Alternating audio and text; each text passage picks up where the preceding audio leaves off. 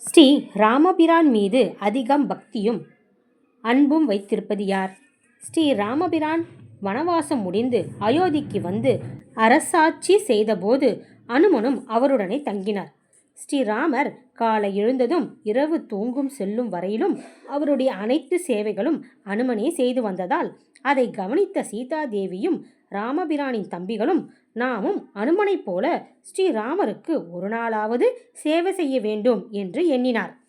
இந்த விருப்பத்தை ராமபிரானிடம் நாளை ஒரு நாள் மட்டும் உங்களுக்கான அனைத்து சேவைகளையும் நாங்கள் செய்ய அனுமதிக்க வேண்டும் என்று கேட்டனர்.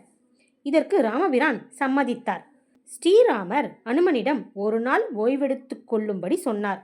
மறுநாள் ஸ்ரீராமருக்கு எழுந்ததும் செய்ய வேண்டிய தேவைகளை சீதையும் ராமபிரான் தம்பிகளும் செய்தனர்.